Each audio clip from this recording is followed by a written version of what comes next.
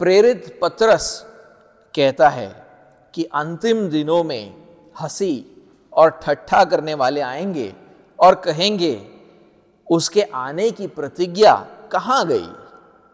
लोग मसीहों का मजाक उड़ाएंगे ये पूछते हुए कि तुम लोग देखो यीशु मसीह के दूसरे आगमन के बारे में 2000 साल से बात कर रहे हो, कहां है वो, अभी तक क्यों नहीं आया। आज का जो खंड है जो इब्रानियों के किताब से है, हमें सिखाता है कि स्वर्ग में पहुंचे विश्वासी भी यीशु के दूसरे आगमन की बाट जोड़े हैं ताकि वो भी प्रतिज्ञा किए हुए सिद्धता को पाए। लेकिन वो पृथ्वी पर के विश्वासियों को देख रहे, हमें देख रहे।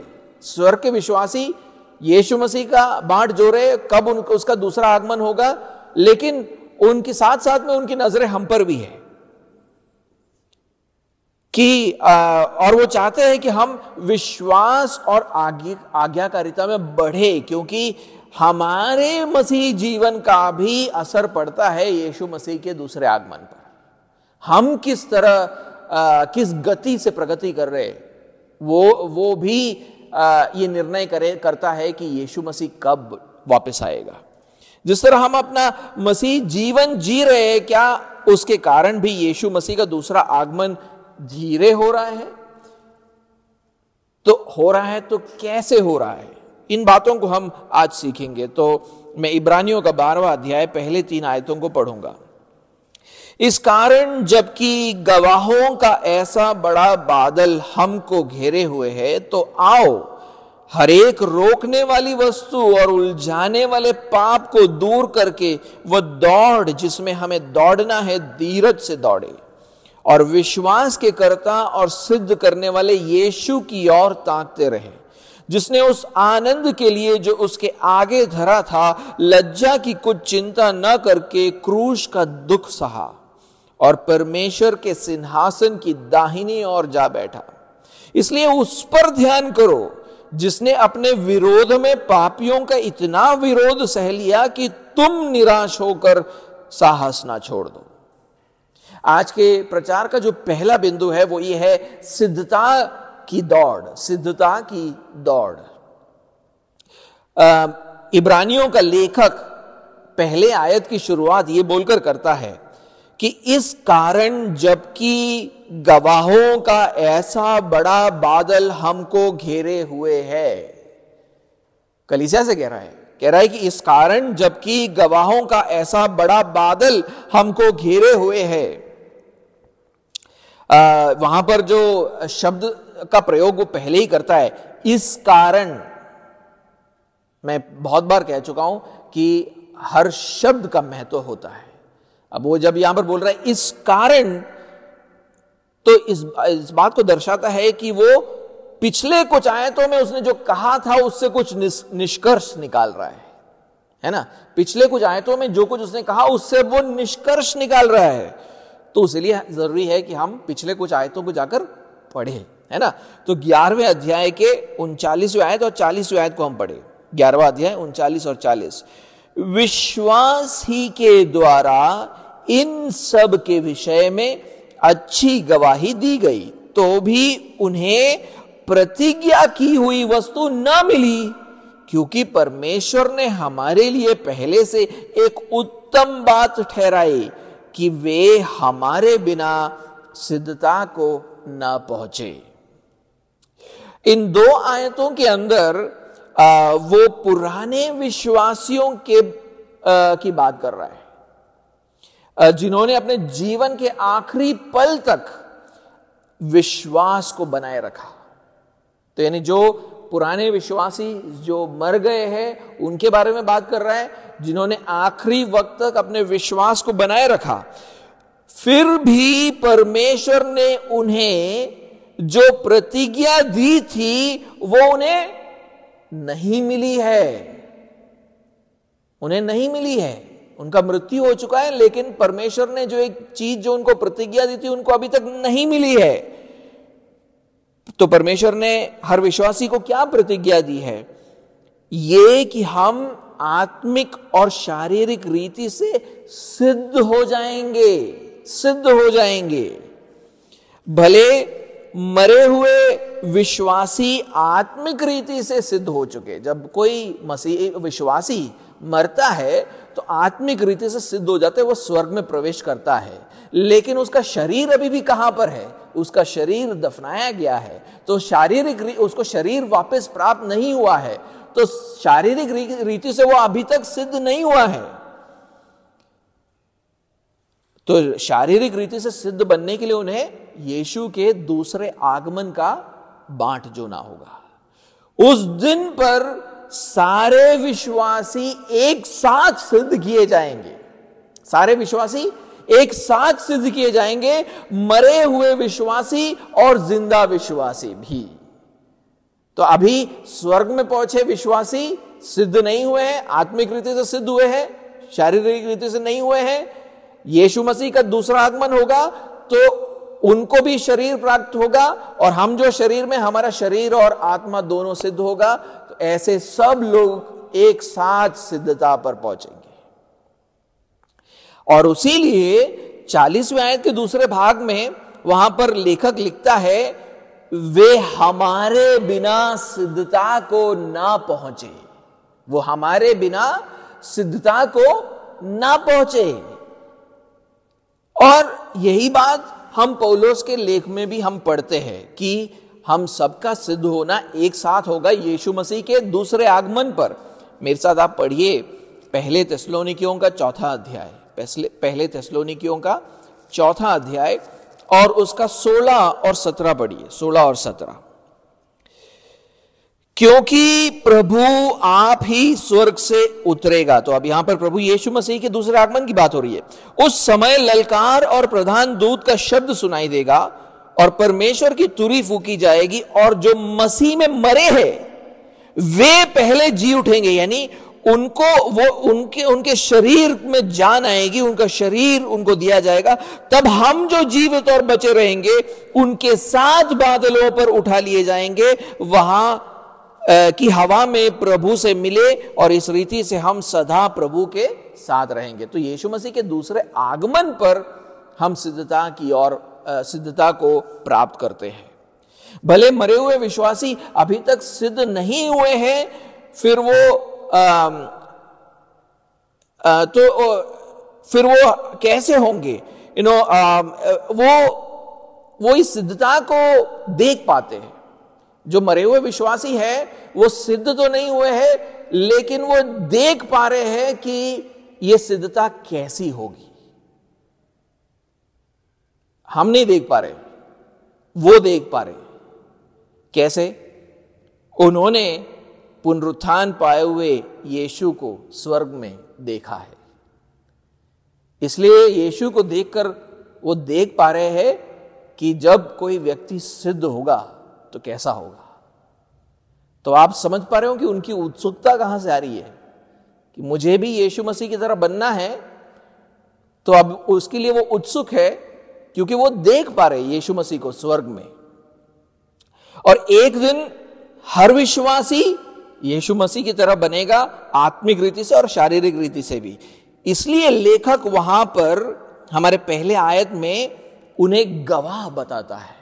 देखा आपने? विटनेसेस, गवाह बताता है वहां पर, क्योंकि उन्होंने स्वर्ग में महिमा में प्रभु यीशु मसीह को देखा है, उसलिए उनको वहां पर विटनेस कहा गया है।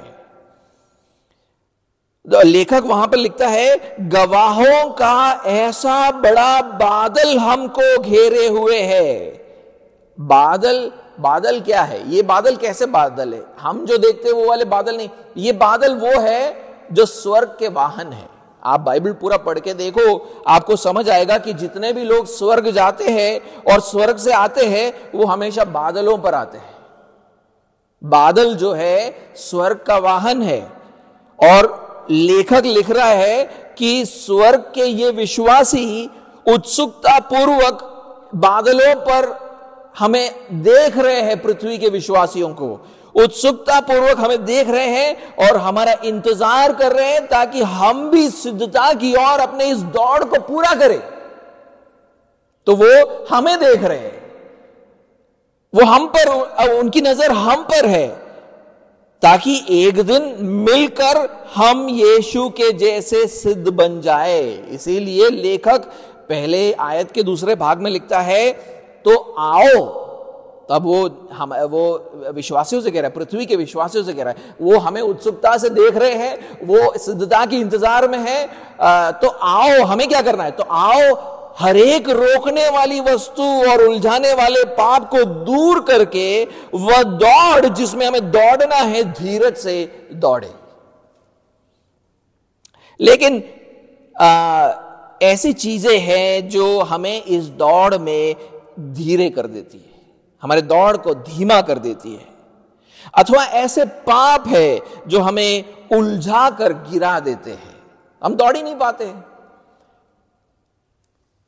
इमेजिन करो कि आप एक रेस में हो, आपने अगर एथलीट्स का शूज देखा हो तो बहुत ही अत्यंत लाइट वेट शूज होगा, बिल्कुल ऐसा ही लगेगा कि उन्होंने कोई स्किन पहना हुआ है, बहुत ही हल्का शूज होता है। अगर आप बहुत भारी शूज, अगर मिलिट्री का शूज पहनकर आप रेस में दौड़ोगे तो क्या होगा?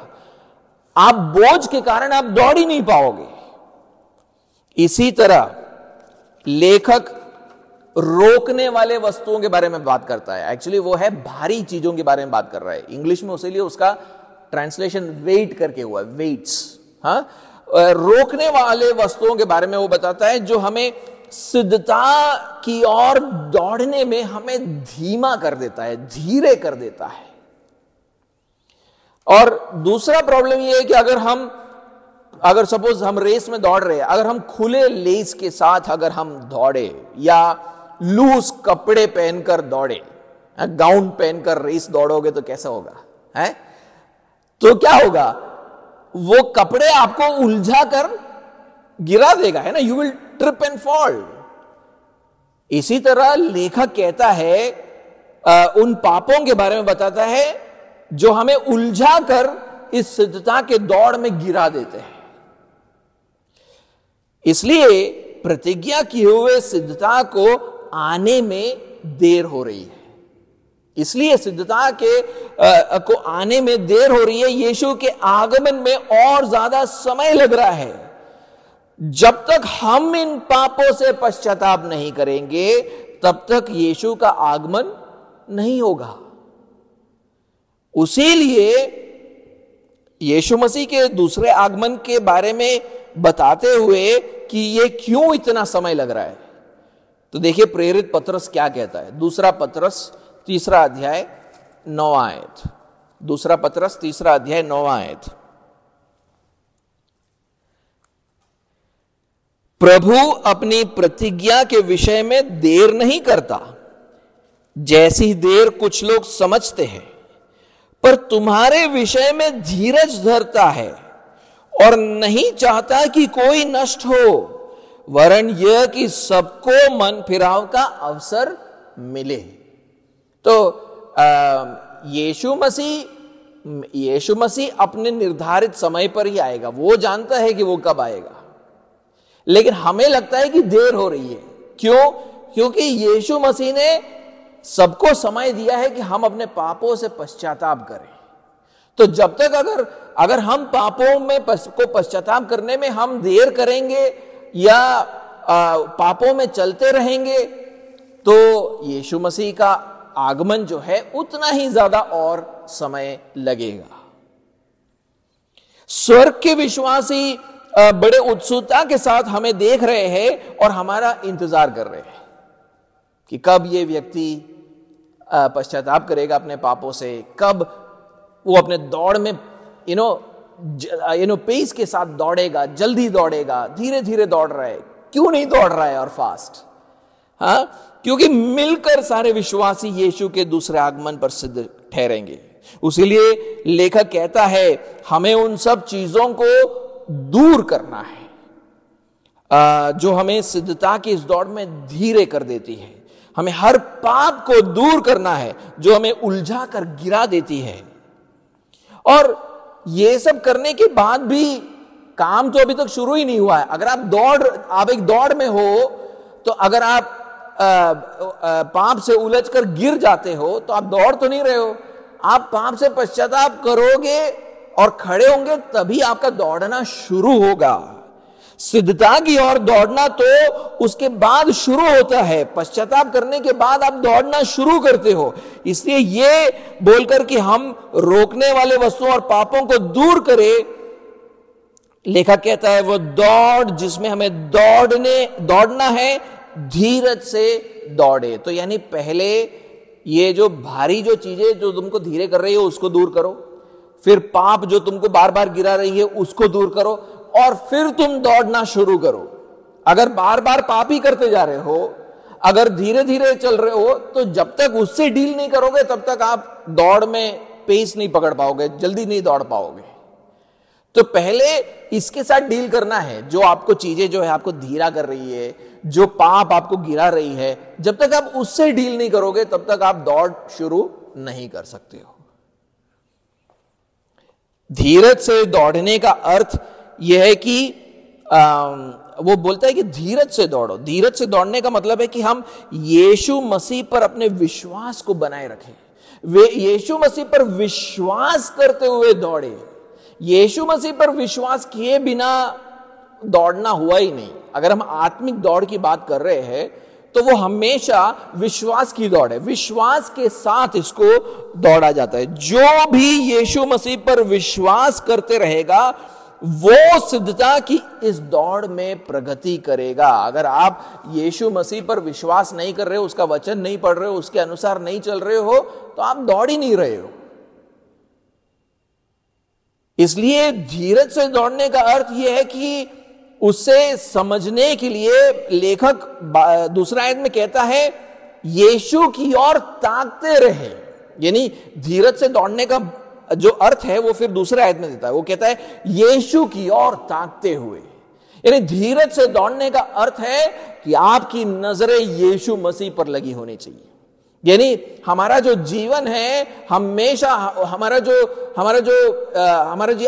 जो आंखें हैं वो हमेशा आत्मिक आंखें यीशु मसीह पर लगी होनी चाहिए। हम बाइबल पढ़े तो यीशु मसीह की खोज करें, किताबें पढ़े तो ऐसी किताबें पढ़े जो यीशु मसीह के बारे में बताते हैं, ऐसे दोस्त बनाए जो यीशु मसीह को अच्छे से जानते हो, जो हमें यीशु मसीह में बढ़ा पाए। ऐसी कलीसियाओं में जाओ जिसमें यीशु मसीह केंद्र में है, तब आप ये दौड़ में आगे बढ़ पाओगे, नहीं तो नहीं बढ़ पाओगे। सिद्धता की ओर आपकी दौड़ उस दिन शुरू होती है जब आप पहली बार पश्चाताप करके यीशु मसीह पर विश्वास करते हो, और आपसे अपेक्षा यह की जाती है कि आप अपने मसीह जीवन में और भी बहुत सारे बातों को करो। यानी आप पहली बार पश्चाताप करते हो, विश्वास करते हो, लेकिन वहां पर खड़े रहने के लिए नहीं है। वहां पर आपकी दौड़ का जो स्टार्टिंग लाइन है, उसके बाद आपको और बहुत सारी चीजें करनी है, और आपसे अपेक्षा की जाती है कि आप इन बातों को करोगे। उदाहरण के लिए यीशु मसीह हमें सिखाते हैं कि जब कोई व्यक्ति विश्वासी बनता है तो उसका पहला काम होता है क्या? बपतिस्मा लेना। विश्वास करने के बाद पहला कदम होता है बपतिस्मा, और उसके बाद उसे सदस्यता के द्वारा स्थानीय कलीसिया के प्रति प्रतिबद्ध होना चाहिए। चर्च मेंबरशिप और being part of a local church is absolutely important. आप बपतिस्मा लेते हो फिर भी वहां पर खड़े नहीं रह सकते, आप दौड़ में हो, आगे बढ़ना है। There is no time to stand, आपको फिर आगे बढ़ना है। आगे नेक्स्ट स्टेप है किसी लोकल चर्च का मेंबर बनना, सदस्य बनना किसी स्थानीय कलीसिया का, और फिर उस कलीसिया के दूसरे विश्वासियों से प्रेम करना चाहिए और उनकी सेवा करनी चाहिए। नेक्स्ट स्टेप है ना। तो आप मेंबर बनते हो, फिर आप एक देखते हो कि मैं कैसे यहां पर दूसरे लोगों से प्रेम करूं, कैसे मैं उनकी सेवा करूं, सेवकाई में मैं कैसे भाग लूं, तो वो इंपॉर्टेंट है। और फिर आगे और आगे बढ़ना है, लोगों को सुसमाचार का प्रचार करना है, चर्चेस नए प्लांट करने हैं। तो ये एक दौड़ है, यहां पर आप रुक नहीं सकते हो, आपको दौड़ते रहना है, आपको आगे बढ़ते रहना है। स्टेटस को में नहीं मेंटेन कर सकते। लेकिन बहुत से लोग सिद्धता की ओर इस दौड़ में प्रगति नहीं कर रहे हैं, क्योंकि बहुत से रोकने वाले वस्तु है जो उन्हें धीरे कर रही है। बहुत सारी चीजें हमें धीरे कर देती है। मुझे याद है कि मैं पहले विश्वास में आया और मुझे बपतिस्मा का निर्णय करने में 4 साल लग गए। क्यों? लोगों से डरता था, ये क्या बोलेंगे, वो क्या बोलेंगे। बहुत सारे लोग आज ऐसे हैं जो विश्वास तो करते लेकिन बपतिस्मा नहीं रहे, क्योंकि उन्हें उनके परिवारजनों से और दोस्तों से डर लगता है, क्योंकि उनका विरोध होगा।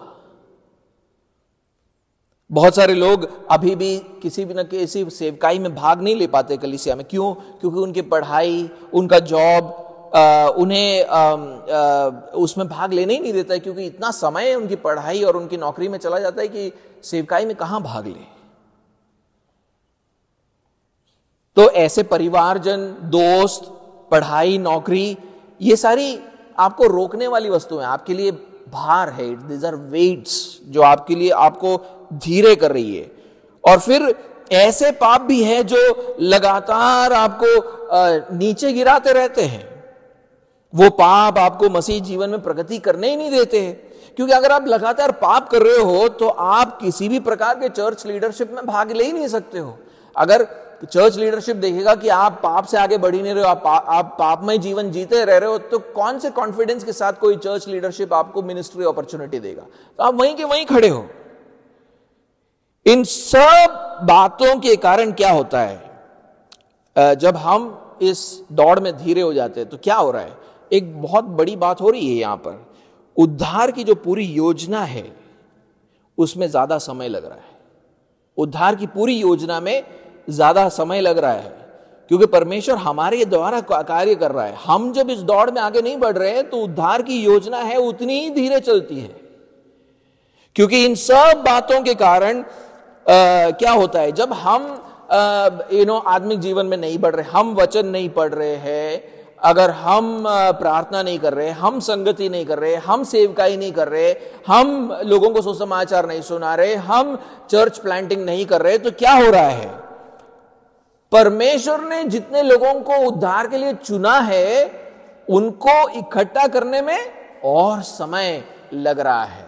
और यीशु मसीह का आगमन तभी होगा जब परमेश्वर के सारे चुने हुए लोगों को इकट्ठा किया जाएगा। तो हम सबका जो आत्मिक जीवन है इस पर प्रभाव डाल रहा है।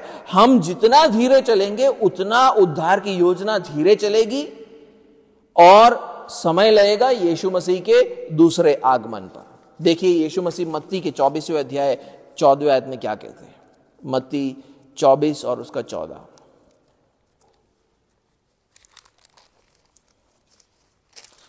लिखा है, और राज्य का ये सुसमाचार सारे जगत में प्रचार किया जाएगा कि सब जातियों पर गवाही हो, तब अंत आ जाएगा।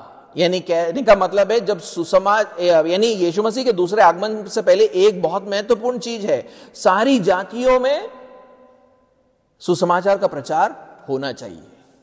कौन करेगा? हम करेंगे। आज हमने बाइबल एक भी बार नहीं पढ़ा है, हम बाइबल के बेसिक डॉक्ट्रिन्स नहीं जानते, तो कब जाकर हम इन जातियों को प्रचार करेंगे? तो आप समझ लो कि कितना और समय लगेगा। प्रभु इसको एक्सेलरेट कर सकता है, लेकिन हमारी एक जिम्मेदारी है जिसको हमें समझने की जरूरत है।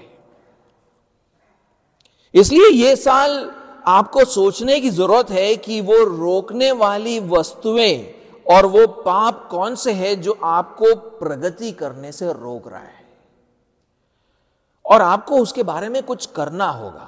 हम सबको उसके बारे में, हम सबके जीवन में ये रोकने वाली कुछ ना कुछ बातें हैं और हम सबको उसके बारे में कुछ करना होगा, क्योंकि स्वर्गीय गवाहों का ऐसा एक बड़ा बादल बड़े उत्सुकता से आपको देख रहा है। अब्राहम, इसहाक, दाऊद, जितने भी बड़े बड़े विश्वासी किसको देख रहे हैं? आपको देख रहे हैं। कब दौड़ पूरा करोगे भाई, तब मैं भी जाकर सिद्धता पाऊंगा। जब आप मसीह जीवन में प्रगति करते हो तब सबके लिए यीशु मसीह का दूसरा आगमन और निकट हो जाता है। आप जितना प्रगति करोगे सबके लिए सिद्धता और निकट हो जाती है। उन सहविश्वासियों के लिए जो आपके साथ पृथ्वी पर है और जो स्वर्ग में है, सबके लिए सिद्धता और निकट हो जाती है जब आप प्रगति करते हो, आप मसीही जीवन में प्रगति करते हो। उनके सिद्धता का दिन और करीब आता है। तो हम जो आज पृथ्वी पर जो सभा है, जो कलीसिया है, इसका एक बड़ा महत्वपूर्ण रोल है यीशु मसीह के दूसरे आगमन में। हम किस पेस के साथ, किस एक्सेलरेशन के साथ बढ़ रहे हैं, नहीं बढ़ रहे, ये सारी चीजें उस पर प्रभाव डालती है। दूसरा बिंदु आज का, यीशु की ओर ताकते रहे, यीशु की ओर ताकते रहे। जैसे मैंने पहले भी बोला, अगर आप यीशु मसीह पर अपने विश्वास को बनाए रखोगे तो ही आप सिद्धता के इस दौड़ में प्रगति करोगे। इस दौड़ का मतलब ही यह है कि आप विश्वास के साथ दौड़ो। विश्वास बिना दौड़ने का कोई मतलब नहीं है। और यीशु मसीह पर विश्वास करना क्यों इतना जरूरी है इस दौड़ के अंदर? इस दौड़ में विश्वास क्यों महत्वपूर्ण है? क्योंकि उन्होंने इस दौड़ को पूरा किया है। यीशु मसीह ने इसी दौड़ को पूरा किया है और उन्होंने सिद्धता को पाया है। इसलिए अगर हम उन पर विश्वास करेंगे तो वो दौड़ को दौड़ने में हमारी मदद करेंगे और वो हमें सिद्धता दिलाएंगे। तो अगर आप कोई भी दौड़ते हो तो आपको ऐसा है कोई कोच चाहिए जो पहले ये दौड़ चुका है ना। अगर आप दौड़ोगे, बोले कि मैं ही प्रयास करूंगा, मैं ही करता रहूंगा, अपने आप करूंगा, तो आपको पता ही नहीं चलेगा कि इस दौड़ के अंदर क्या क्या महत्वपूर्ण चीजें हैं। लेकिन अगर कोई इसमें चैंपियन रह चुका है तो वो आपको बता सकता है कि क्या क्या महत्वपूर्ण चीजें हैं जिसको ये दौड़ को पूरा करने के लिए आपको करना है। वो चैंपियन यीशु मसीह है, वो ये दौड़ को पूरा कर चुके हैं, उन्होंने सिद्धता पाया है। अगर आप उन पर विश्वास करोगे तो वो आपको मदद कर पाएंगे उस दौड़ को पूरा करने में। विश्वास के बिना आप इस दौड़ को पूरा नहीं कर पाओगे। आइए हम हमारे खंड के दूसरे आयत में जाएं और पढ़े कि वहां पर लेखक क्या कहता है। वो कहता है कि यीशु मसीह विश्वास के कर्ता और सिद्ध करने वाले, विश्वास के कर्ता और सिद्ध करने वाले हैं। कर्ता, इंग्लिश में जो शब्द लिखा गया फाउंडर और पायनियर। कर्ता का मतलब है जिसने किसी बात को शुरू किया है। कर्ता का मतलब है जिसने किसी बात को शुरुआत किया है या किसी बात की नींव डाली है। यहां पर उनको, यीशु मसीह को विश्वास का कर्ता बताया गया है। विश्वास का कर्ता। पहली बार अगर किसी ने इन बातों पर विश्वास किया है तो वो यीशु मसीह है। और विश्वास का अर्थ क्या है? विश्वास की परिभाषा जो है आप पाओगे 11वें अध्याय, इब्रानियों के 11वें अध्याय और पहले आयत में पढ़ोगे। यीशु मसीह विश्वास के कर्ता है तो विश्वास का अर्थ क्या है? तो 11वां अध्याय पहला आयत पढ़े।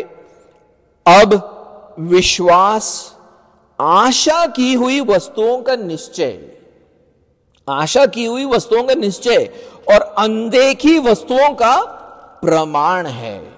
अनदेखी वस्तुओं का प्रमाण है। जब यीशु मसीह इस पृथ्वी पर थे, उनको ये निश्चय था कि परमेश्वर एक दिन उनको स्वर्ग में सिद्ध बनाएगा, सिद्ध करेगा। उनके पास स्वर्गीय बातों का प्रमाण था, एक कन्विक्शन था। उसलिए आप बार बार देखते हो कि वो परमेश्वर पिता से प्रार्थना करते हैं कि तू फिर से मुझे महिमा दे या फिर से वो सिद्ध बना। इसी को विश्वास कहते हैं कि वो एक कन्विक्शन, वो एक एश्योरेंस कि आगे क्या आने वाला है, उसको विश्वास कहते हैं। अगर कोई चीज को आप देख रहे हो तो उसको विश्वास नहीं करते, क्योंकि वो तो आप देख रहे हो। आप जो चीजों को नहीं देख पाते हो, जो भविष्य में आने वाली है, आपका उसके बारे में एक एश्योरेंस है, एक प्रमाण है उसका आपके पास, तो उसको विश्वास कहते हैं। अनदेखी बातों का प्रमाण। और यीशु मसीह इस विश्वास का करता है।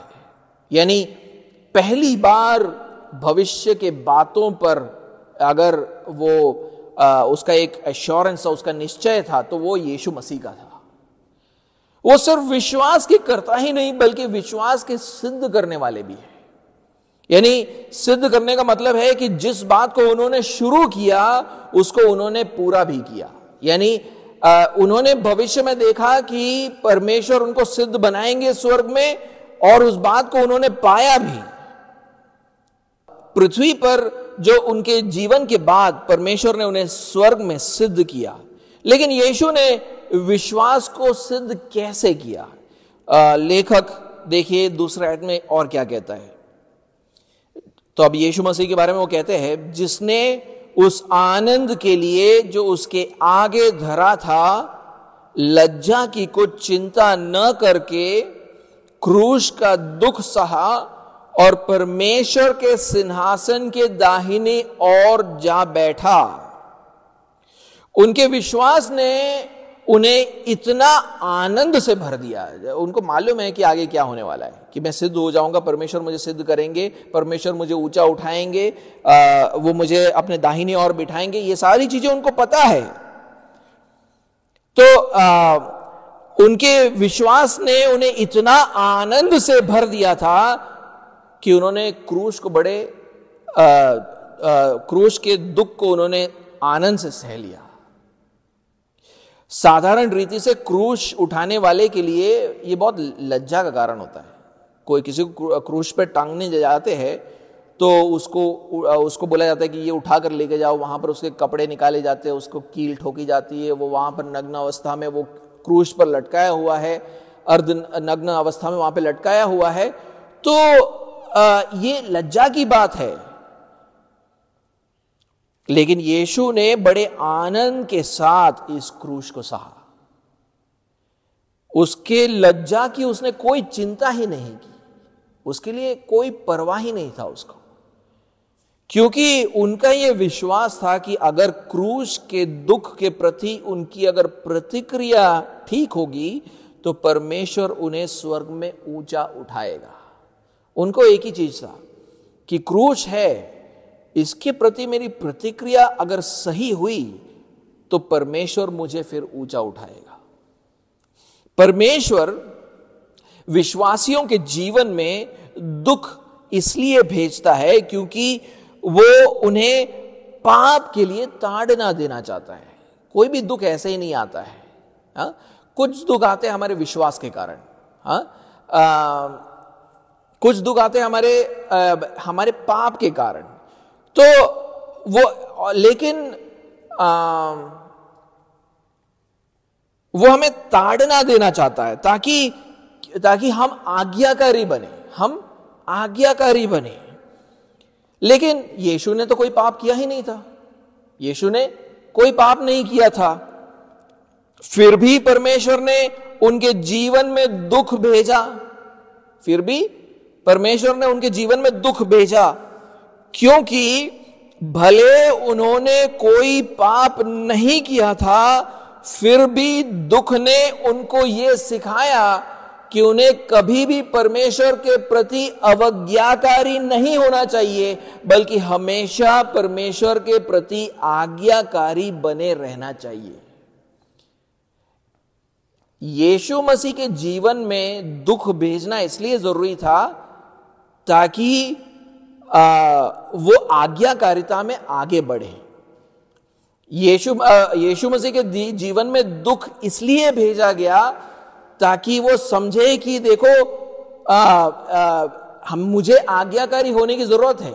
इस दुनिया में सारा दुख कहां से आता है? लोगों के पापों के कारण होता है। तो जब वो दुख को देखते थे तब वो समझते थे कि बाकी लोगों ने पाप किया है, मुझे ऐसा नहीं करना है, मुझे आज्ञाकारिता में बढ़ते रहना है। उसीलिए यीशु मसीह के जीवन में परमेश्वर ने ताड़ना भेजी, दुख भेजा। अगर विश्वास नहीं करते हो तो इब्रानी का लेखक देखो क्या बोलता है यीशु मसीह के बारे में।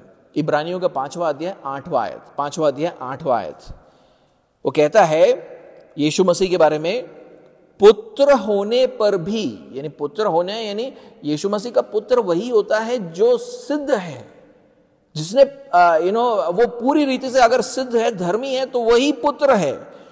पुत्र होने पर भी उसने दुख उठाकर आज्ञा माननी सीखी। देख रहे हो, तो यानी दुख इसलिए भेजा जा रहा है ताकि यीशु मसीह समझे कि मुझे अवज्ञाकारी नहीं होना है, मुझे आज्ञाकारिता में बढ़ते जाना है, उसी लिए दुख भेजा गया उसके जीवन में। इसका मतलब है उन्होंने दुख उठाया, इस तरह उन्होंने आज्ञाकारिता के बारे में सीखा और इस तरह वो सिद्धता की ओर बढ़ते गए। आज्ञाकारी जैसे जैसे आप होते जाओगे उस तरह आप सिद्धता की ओर बढ़ते हो, और उनकी आज्ञाकारिता सिद्ध हुई क्रूस पर, और उसके बाद परमेश्वर ने उन्हें स्वर्ग में ऊंचा किया। उनकी आज्ञाकारिता का क्लाइमैक्स क्या है? क्रूस, क्योंकि वहां पर वो परमेश्वर के प्रति सबसे अधिक आज्ञाकारी रहा, और फिर उसके खत्म होने के बाद परमेश्वर ने उनको ऊंचा उठाना शुरू किया। तो इब्रानियों का लेखक ऐसा क्यों कहता है कि हमें इस सिद्धता को पाए यीशु पर ताकते रहना चाहिए? वो हमारे खंड के तीसरे आयत में देखो क्या कहता है, उसको हम पढ़े। इसलिए उस पर ध्यान करो जिसने अपने विरोध में पापियों का इतना विरोध सह लिया कि तुम निराश होकर साहस ना छोड़ दो। वहां पर जो पद है, पद का इस्तेमाल किया गया है, उस पर ध्यान करो। ये एक और तरीका है बोलने का जो उसने दूसरे आयत में कहा था, शुरुआत में, दूसरे आयत की शुरुआत में, यीशु को ताकते रहो, यीशु को ताकते रहो। इन सब का मतलब यह है कि यीशु पर विश्वास करते रहो। हमें उस पर ध्यान करना है, हमें उसको ताकते रहना है, हमें उस पर विश्वास करना है, ताकि हम निराश होकर अपने प्राण को खो न दे, ताकि हम निराश होकर अपने प्राण को खो न दे। निराशा इस बात को दर्शाता है कि हम अपने प्राण में थक चुके हैं अथवा कमजोर हो चुके हैं। निराशा का अर्थ है कि हम अपने प्राण में, इन आवर सोल, हम थक चुके हैं, वी बिकम टायर्ड, कमजोर हो चुके हैं, वी बिकम वीक। और फिर उसके बाद हिंदी जो पद का इस्तेमाल करता है, साहस छोड़ देना, असल में वो अर्थ वहां पर है प्राण छोड़ देना, प्राण छोड़ देना। इंग्लिश में आप देखोगे वहां पर लिखा गया है कि lose heart, actually it is lose soul. अगर हमारा प्राण निराश होकर मर जाता है तो हम अपने प्राण को खो देते हैं। आप देखोगे कि लोग निराशा, एंजाइटी, डिप्रेशन, फिर क्या आ जाता है नेक्स्ट स्टेप? सुसाइड। नॉर्मली वो लोग मर जाते हैं, या किसी न किसी सुसाइड होगा, या वो किसी न किसी रीति से कमजोर होते जाते, आखिर में मर जाते हैं। निराशा से शुरू होती है। जब परमेश्वर हमें ताड़ना देने के लिए हमें ताड़ना देता है, तब हमारा प्राण जो है थक जाता है और कमजोर हो जाता है। ये देखो, हमारे जीवन में दुख क्यों आते हैं? क्योंकि परमेश्वर ताड़ना दे रहा है। हमारे पापों के कारण वो ताड़ना देता है। लेकिन जब ताड़ना आता है, दुख आते हैं हमारे जीवन में, हमारा प्राण क्या होता है? कमजोर हो जाता है, थक जाता है, क्योंकि हम जीवन की परिस्थितियों से थक जाते हैं, क्योंकि हमारे जीवन में लगातार ये कुछ ना कुछ प्रॉब्लम चलता रहता है। हमारा जो प्राण है वो थक जाता है, वो कमजोर हो जाता है। इसके बारे में मैंने रूत की किताब में प्रचार करते समय भी बोला था, है ना। और अगर हमारा प्राण वही दशा में बने रहेगा तो हम मृत्यु की ओर जा रहे हैं।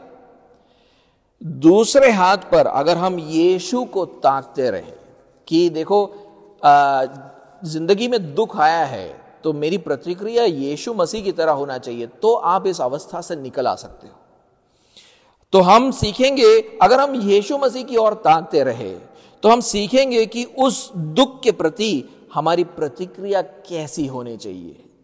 जिसको परमेश्वर ने हमारे जीवन में, जिस दुख को परमेश्वर ने हमारे जीवन में भेजा, उसके प्रति हमारी प्रतिक्रिया कैसी होनी चाहिए। तब हम ये समझ पाएंगे कि परमेश्वर ने ये दुख हमें हानि पहुंचाने के लिए नहीं भेजा है। देखो, हम दुख को हमेशा नेगेटिव लाइट में ही देखते हैं, नकारात्मक रीति से ही देखते हैं। दुख नहीं होना चाहिए, नहीं, लेकिन हम अगर परमेश्वर के संतान है ना, तो दुख अच्छी बात है, क्योंकि ये परमेश्वर का डिसिप्लिन है। तो यीशु मसीह ने हमेशा दुख को उसी नजरिए से देखा है, क्योंकि वो परमेश्वर का पुत्र है। वो परमेश्वर के भेजे गए हर दुख को डिसिप्लिन की तौर देता है, और वो जानता है कि ये कभी हानि पहुंचाने के लिए नहीं भेजा गया है, बल्कि इसलिए भेजा गया है कि ताकि हम आज्ञाकारिता को सीखें। हम आज्ञाकारिता को सीखें, हम समझे कि देखो हमें सुधार करने की, हमें और आज्ञाकारी होने की जरूरत है, ताकि हम पुराने पापमय राहों से वापस आए। यीशु ने कोई पाप नहीं किया था, फिर भी दुख सहा, क्योंकि परमेश्वर उन्हें आज्ञाकारिता में बढ़ाना चाहता है। क्योंकि दुख आएगा तो ही सब वो समझ पाते हैं कि नहीं, मुझे आज्ञाकारिता में बढ़ने की जरूरत है।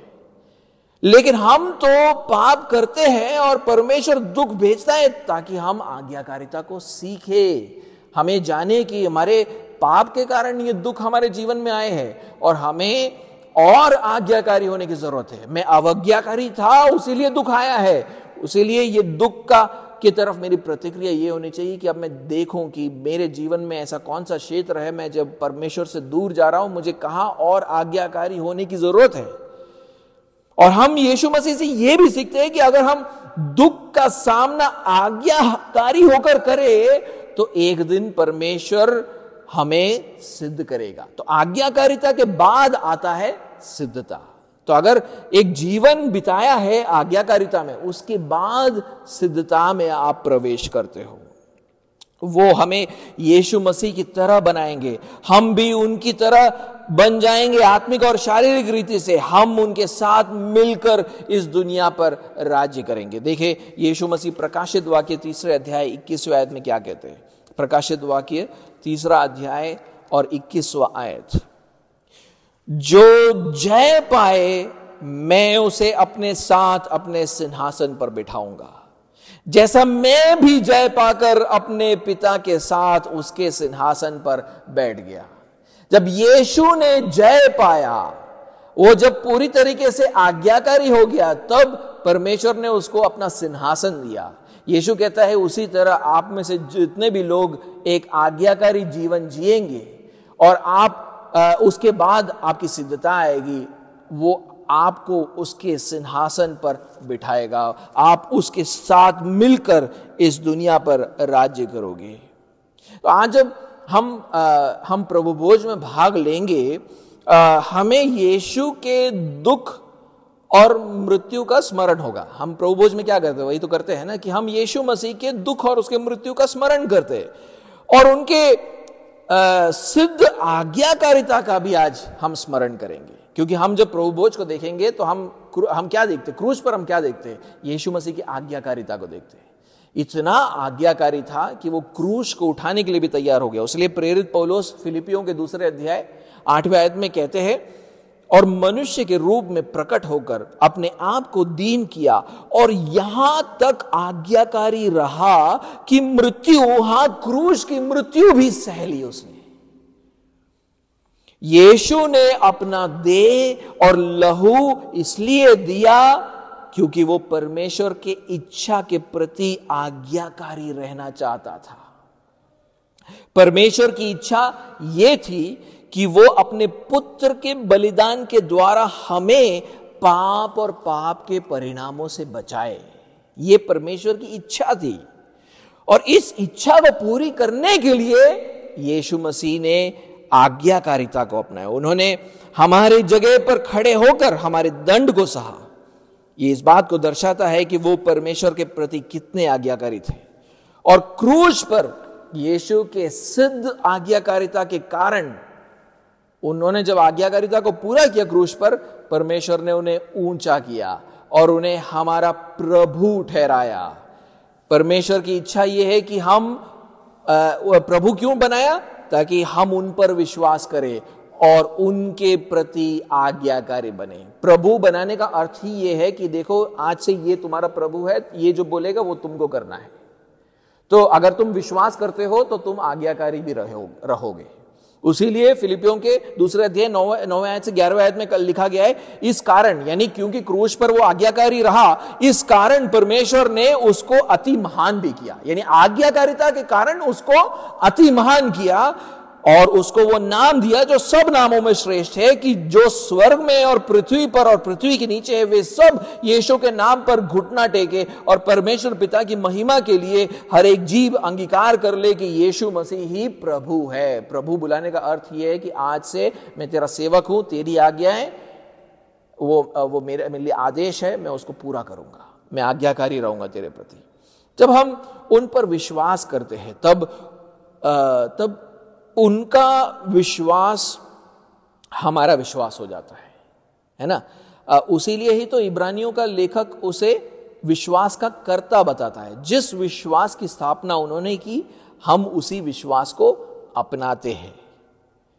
और उनका विश्वास क्या था? उनका विश्वास यह था कि जो कोई सिद्धता से परमेश्वर के प्रति आज्ञाकारी रहेगा उसको परमेश्वर सिद्ध बनाएगा। यानी अगर आप सिद्ध रीति से आज्ञाकारी रहते हो तो परमेश्वर आपको और ऊंचा उठाएगा, आपको सिद्धता की ओर ले जाएगा, आपको महिमा में ले जाएगा। हम भी यही विश्वास करते हैं, लेकिन यीशु मसीह एक और चीज पर विश्वास करते थे। वो क्या था? कि उनको पता था कि हम में से कोई भी सिद्धता से परमेश्वर के प्रति आज्ञाकारी नहीं हो सकता है। यीशु हो सकते थे, हम नहीं हो सकते। बल्कि इसलिए उन्होंने ये भी बताया कि अगर हम उस पर विश्वास करेंगे तो उनकी जो सिद्ध आज्ञाकारिता है, परफेक्ट ओबीडियंस, वो हमें पहनाई जाएगी। His obedience is considered our obedience। यीशु का सिद्ध आज्ञाकारिता, जब हम उस पर विश्वास करते हैं, उसकी सिद्ध आज्ञाकारिता हमारी सिद्ध आज्ञाकारिता हो जाती है। और इसीलिए यीशु ये विश्वास करते हैं कि परमेश्वर उन सब को सिद्ध करेगा जो उस पर विश्वास करेंगे। यानी हम अपने ताकत से आज्ञाकारी होने का प्रयास करेंगे तो नहीं होगा। हम अगर यीशु मसीह पर विश्वास करेंगे तो उसकी सिद्ध आज्ञाकारिता हमारी होगी। और जब उसकी आज्ञाकारिता हमारी आज्ञाकारिता हो जाती है तो परमेश्वर हमें क्या देगा? हमें ऊंचा उठाएगा, हमें सिद्ध बनाएगा स्वर्ग में।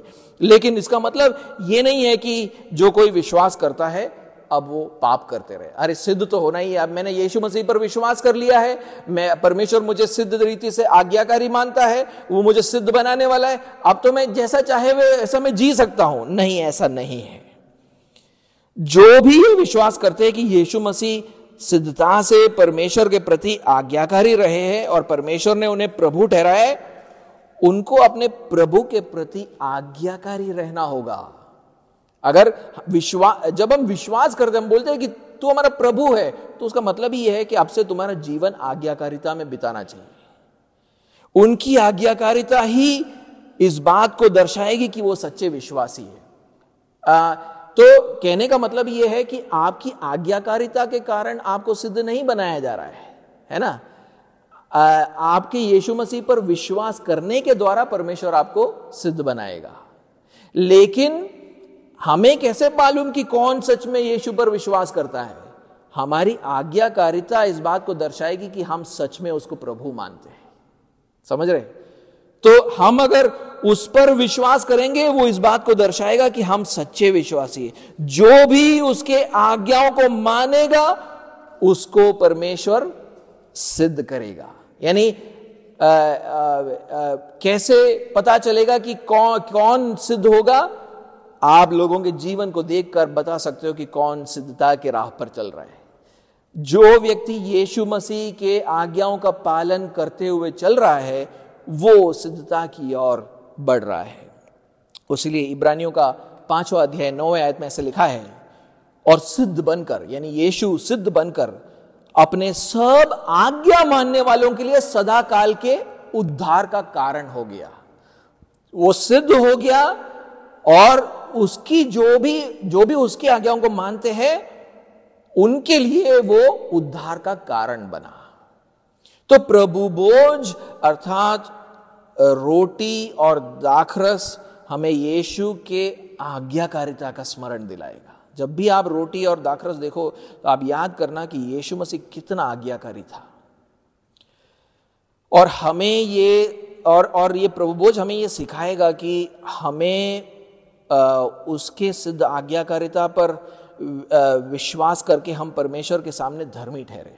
तो यानी उसकी आज्ञाकारिता के कारण ही हम परमेश्वर के सामने धर्मी ठहरे, नहीं तो हम तो कैसे ठहरते उसके सामने धर्मी। तो जब भी आप प्रभु भोज में भाग लो तो आपको ये स्मरण करने की जरूरत है कि उसकी आज्ञाकारिता के कारण परमेश्वर ने मुझे स्वीकार किया है। और प्रभु भोज हमें यह भी याद दिलाता है कि यीशु के आज्ञाकारिता के कारण परमेश्वर ने उसे प्रभु बनाया है। और हमें ये सिखा, और तो उसलिए प्रभु भोज हमें ये भी सिखाता है कि अब हमें आज्ञाकारी होना है, क्योंकि वो हमारा प्रभु है। अब हमें उसके आज्ञाओं को मानना है। तो जितने भी लोग प्रभु भोज को स्वीकार करते हैं ना, वो इस बात का समर्पण करते हैं कि मैं यीशु मसीह पर विश्वास करता हूं और ये विश्वास करता हूं कि वो प्रभु है, और क्योंकि वो मेरा प्रभु है मैं उसके प्रति आज्ञाकारिता में चलूंगा।